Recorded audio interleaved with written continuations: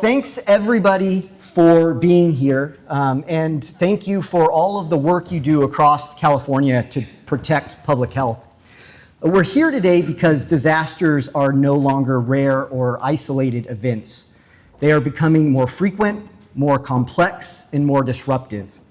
For mosquito and vector control agencies, this presents a fundamental challenge.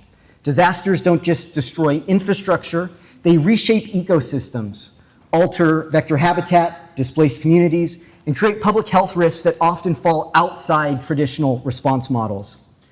Historically, mosquito disaster response in the United States has been built almost entirely around hurricanes, largely in Florida and the Gulf states. And so the literature and the guidance and the FEMA pathways to recuperate costs are overwhelmingly flood-based.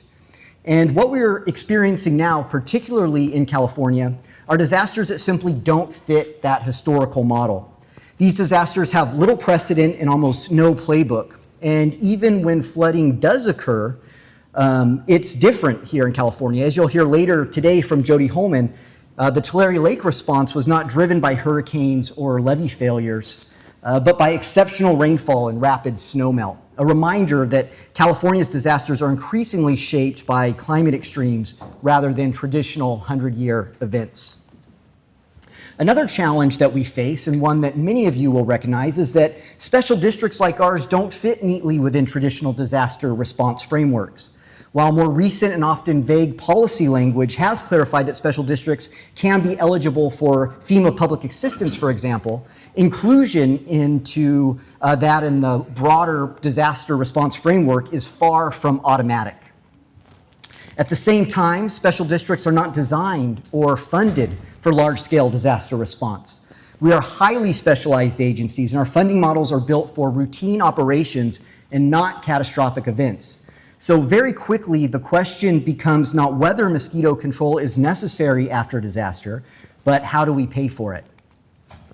And so as you'll hear today, participation for special districts remains complex and difficult, from gaining recognition within response structures, collaborating with traditional emergency partners, securing funding and sustaining support, to authenticating district authority.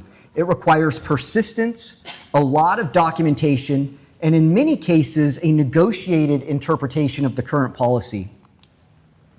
And so the Eaton fire, which occurred in January of 2025 in the San Gabriel Valley, forced us to confront these realities head on. This wildfire destroyed thousands of homes and left large portions of the community uninhabitable. One of the less visible but critically important consequences was the destruction of thousands of swimming pools now capable of producing millions of mosquitoes. There was no existing guidance for post-wildfire mosquito control at this scale, at the county, state, or federal level. And really, the only thing that we had going for us in this experience was the people in this room and the experience of other vector control districts and the work that MVCAC as an organization has done to guide us. And a big personal shout out to Matt Ball and Jamie Scott and Conlon Reese and Jody Holman, whose insights for our district when responding to this wildfire was invaluable. And so what followed during the Eaton response wasn't just a disaster response, it was a real-time development of a response framework, evaluating risk, prioritizing action, building a data-driven narrative, forecasting future impacts, securing funding and stakeholders, navigating policy, and sustaining operations long after the initial emergency phase. And so that experience and those lessons are why we are here today. So before we hear from our speakers, I want to provide a high-level overview of the San Gabriel Valley District and the Eaton Fire, so the speakers who are talking about those don't all have to go through the same background. The San Gabriel Valley Mosquito and Vector Control District is one of 5 vector control agencies in Los Angeles County. It serves 26 cities and more than 1.5 million residents across approximately 280 square miles.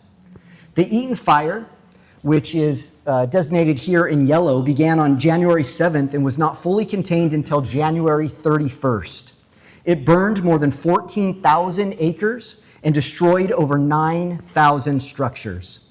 And so following the fire, the district identified more than 2,800 swimming pools that were impacted in and around the burn area, and over 1,400 that were attached to burned homes with infrastructure completely destroyed. And so you will hear today from staff, state and federal partners, and peer agencies who approach this challenge from different perspectives. Each speaker will focus on their piece of the response, and taken together, they'll form a complete picture of how modern vector control disaster response can unfold, from the first day on the ground to the long-term recovery planning. Our goal today is not just to recount what happened during the Eaton Fire and other disasters, but to extract a framework that can help all of us prepare for the next disaster.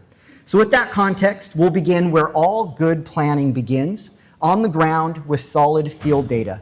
I'm pleased to introduce our first speaker, Jamie Magden.